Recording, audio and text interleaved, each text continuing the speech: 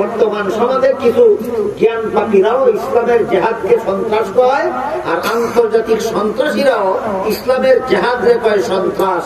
এরা বাটপার। জেহাদ সন্ত্রাস নয়, জেহাদ সন্ত্রাস দমনের সফল ব্যবস্থা। কথাটা সিরাতুল নবীর একটা কিতাবের নাম আছে সিরাতুল মুস্তাফা।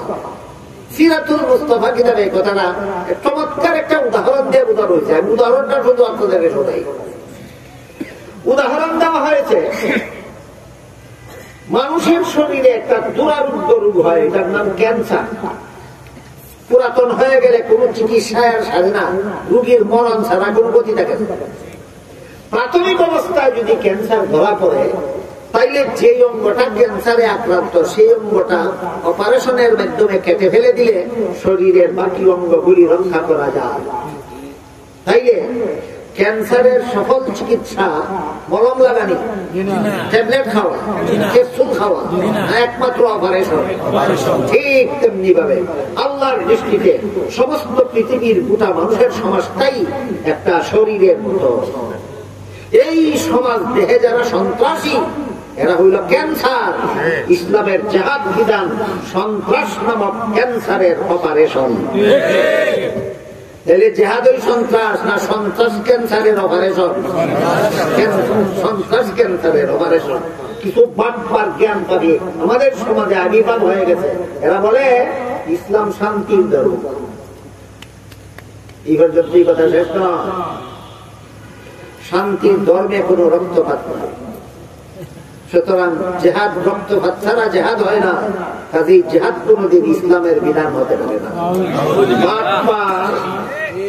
আরেক বাটপাতে যদি কয় হাসপাতাল রুগীকে কাটার জন্য নয়, রুগীর চিকিৎসার জন্য। কাজেই অপারেশন করলে তো রুগীর পেট কাটিলায়, মুখ কাটিলায়, ফিট কাটিলায় রক্তপাত হয়। এটা কোনদিন হাসপাতাল হতে পারে না। এটা যেই রকমের বাটপার, ওইগুলো সেই রকমের বাটপার। আমি আপনাদের জিজ্ঞেস করি, হাসপাতাল বানিয়েছে রুগীরে একটা টুকরা টুকরা করে দিত না, চিকিৎসা করতে। রুগী যদি পাকস্থলীর মধ্যে ক্যান্সার হয়, টিউমার, কি করবো? মলম লাগাইব? অপারেশন করতেই হবে। অপারেশন করলে কিছু না কিছু রক্তপাত হবে। এটা কি তাকে ধ্বংস করার জন্য না রক্ষা করার জন্য? যেমন ভাবে পাকস্থলীর টিউমারের অপারেশন করতে হবে রুগীকে রক্ষা করার জন্য, ঠিক তেমনি ভাবে ইসলামের জেহাদ বিধান বলে সন্ত্রাসীদের বিরুদ্ধে যুদ্ধ করতেই হবে দুনিয়াতে শান্তির সমাজ গঠন করার জন্য।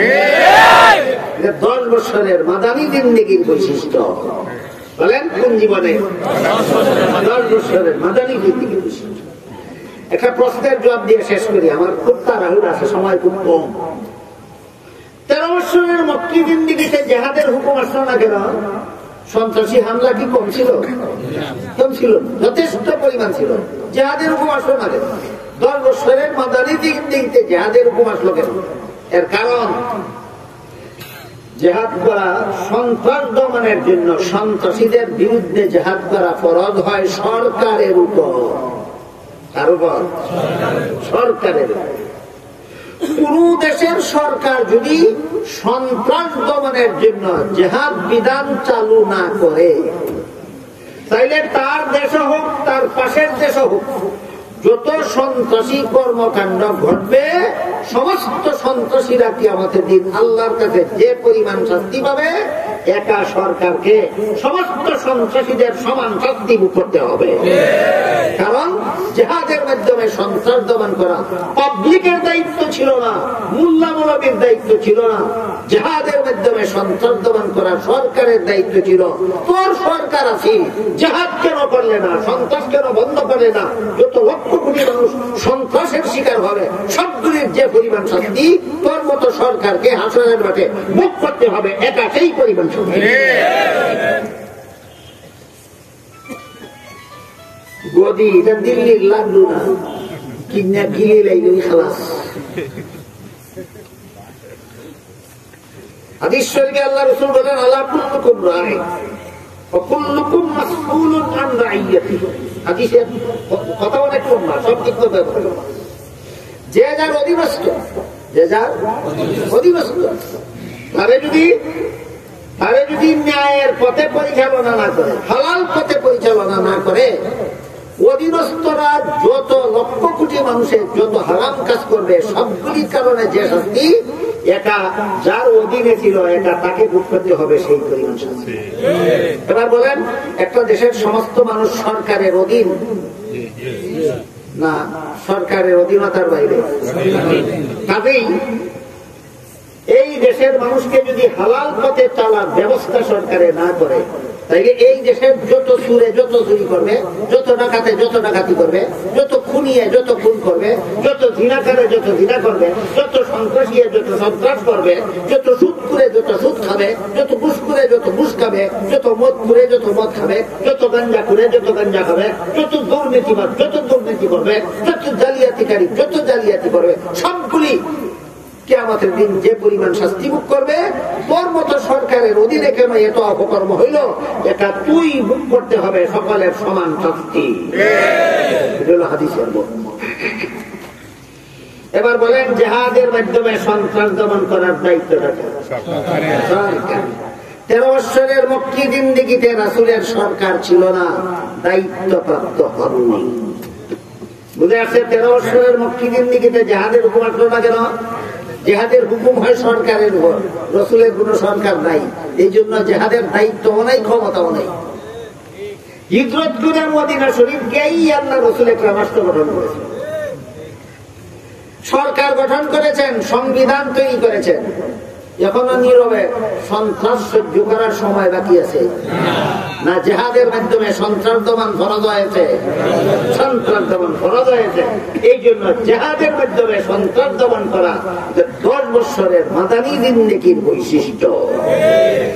এই মর্মে হাদিস শরীফে রাসূল করিম সাল্লাল্লাহু আলাইহি ওয়াসাল্লাম বলেন, আল জিহাদু মাদিন ইলা ইয়াউমিল কিয়ামা, ইসলামের জিহাদ বিধান কিয়ামত পর্যন্ত বলবৎ থাকবে।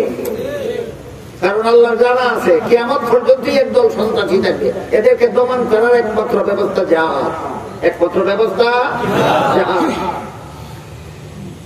অনেক লম্বা কথা বলে ফেলেছি, দেখি মনে রাখতে পারলেন কিনা বলুন তো। সিরাতুন নবীর প্রথম অধ্যায়ে 40 বছরের বৈশিষ্ট্যটা কি? 13 বছরের মক্কি জিন্দেগির বৈশিষ্ট্যটা কি? সন্ত্রাসী হামলা নীরবে সইতে হবে কেন? সরকার নাই। সন্ত্রাসী হামলা নীরবে সইতে হবে কেন? আমাদের সরকার নাই, আপনার অস্ত্র নাই, সেনাবাহিনী নাই, মোকাবেলা করার ক্ষমতাই নাই, নীরবে সহ্য করুন। 10 বছরের মাদানী জিন্দেগির বৈশিষ্ট্যটা কি? জিহাদের মাধ্যমে সন্ত্রাস দমন করো, জিহাদের মাধ্যমে সন্ত্রাস দমন করো। যখন তোমার সরকার আছে, যখন তোমার সেনাবাহিনী আছে, যখন তোমার অস্ত্র আছে, তোমার উপর ফরজ হয়েছে জিহাদের মাধ্যমে সন্ত্রাস দমন করো। বৈশিষ্ট্য বুঝে থাকলে বলুন যে 10 বছরের মাদানী জিন্দেগিতে আল্লাহ রাসূল প্রসিদ্ধ বিবরণ মতে ৬৬টা জিহাদ পরিচালনা করেছেন। কাকে গায়ের জোরে মুসলমান বানাবার জন্য? একজন কেউ নয়, একজন কেউ নয়, শুধুমাত্র সন্ত্রাস দমন করার জন্য। আল্লাহ আপনাদের আমাদের সবাইকে এই সিরাতুন নবীর আদর্শে আদর্শবান হয়, নবীর আদর্শ উম্মত হওয়ার সৌভাগ্য দান করুন। সবাই বলুন আমিন।